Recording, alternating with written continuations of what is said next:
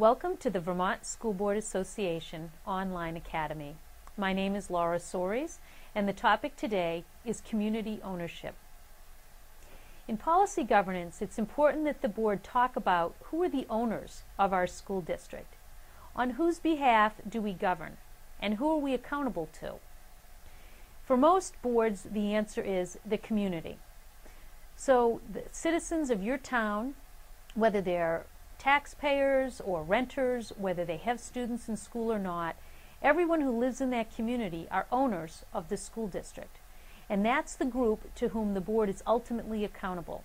They're the ones that can elect you and choose not to put you back in the seat. So what does that mean about staff and student, parents, business owners?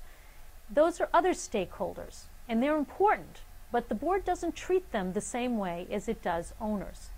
It needs to listen to owners in a different way than it listens to other groups. It's important to recognize that in any community, there's a whole diversity of opinions.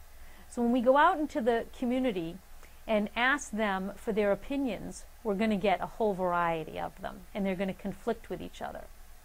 The board's job is to actually encourage that diversity, to seek out as many different kinds of opinions as we can, to try to get all of those on the table so that the board can then debate how do they as a board create policies that reflect the values of the community as a whole.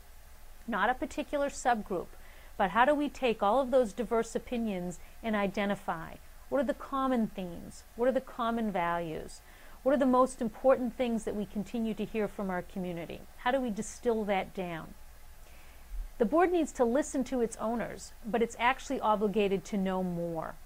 It's not enough to listen to our community. We also need to go out and learn, find out what are colleges saying, what are businesses saying, what is our staff saying, and learn from other sources as well, and then put that all together before we lead by making a policy decision.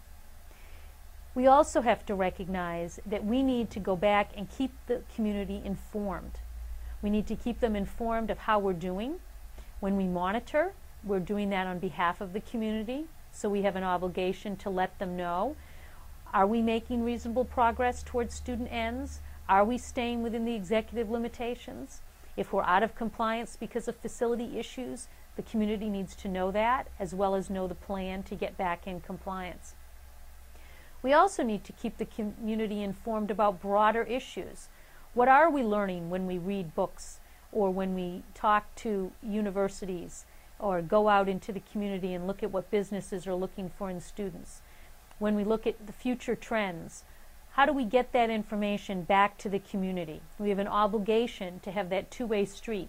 We listen to them, but we also keep them informed. The board needs to remember that in policy governance, one of our primary roles is that connection with the community. It's ongoing, it's difficult. As all boards know, it's very hard to get community members to come out and talk to the board. And in fact, we need to go out and find them, find that diversity, and spend a significant part of our time strengthening that connection between the owners and the schools. Thank you very much.